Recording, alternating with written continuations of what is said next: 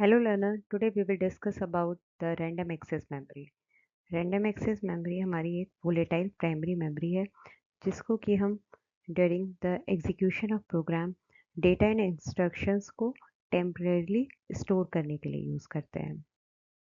In short, ये हमारे primary memory का ही part है. इसको हम volatile भी कहते हैं. Volatile क्यों कहते हैं? क्योंकि जैसे ही हमारी power off होती है वैसे ही इसमें जो डेटा होता है वो क्या हो जाता है, लॉस्ट हो जाता है.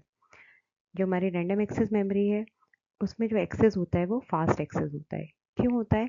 क्योंकि हमारी ये जो मेमोरी होती है वो हमारे सीपीयू से डायरेक्टली इंटरेक्ट करती है.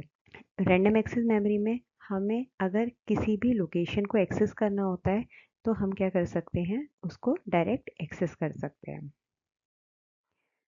अगर हम टाइप्स ऑफ रैम की बात करें तो हमारे मेनली दो टाइप होते हैं. एक हमारी स्टैटिक रैम होती है और दूसरी हमारी डायनेमिक रैम होती है. स्टैटिक रैम क्या होती है?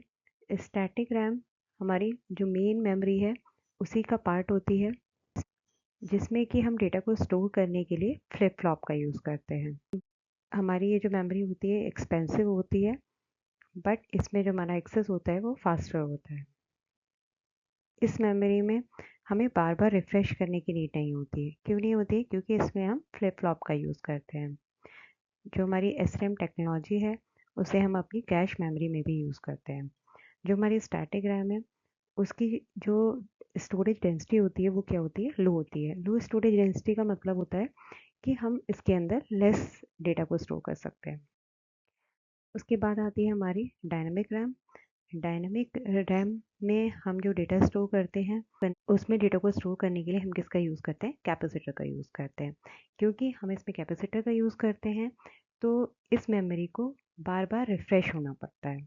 हमारी ये जो मेमोरी होती है ये चीप होती है और साथ ही साथ स्लो भी होती है. जो हमारी डी रैम टेक्नोलॉजी है इसको हम मेन मेमोरी में यूज़ करते हैं. जो हमारी डी रैम होती है उसमें हमारी हाई स्टोरेज डेंसिटी होती है. इसका मतलब है कि हम डी रैम के अंदर ज़्यादा डेटा को स्टोर कर सकते हैं. अगर हम एस रैम और डी रैम डिफ्रेंशिएट करें तो हमारी जो एस रैम की स्पीड होती है वो फास्ट होती है as compare to D RAM के. साथ ही साथ जो हमारी एस रैम होती है वो हमारी एक्सपेंसिव होती है as compare to D RAM. S RAM के अंदर बार बार हमें रिफ़्रेश करने की नीड नहीं होती क्योंकि इसमें हम फ्लिप फ्लॉप यूज़ कर रहे हैं. डी रैम में बार बार रिफ़्रेश करने की नीड होती है क्योंकि इसमें हम कैपेसिटर्स को यूज़ करते हैं. एस रैम का यूज़ हम कैश मेमोरी में करते हैं और डी रैम का यूज़ हम मेन मेमोरी में करते हैं. Thank you.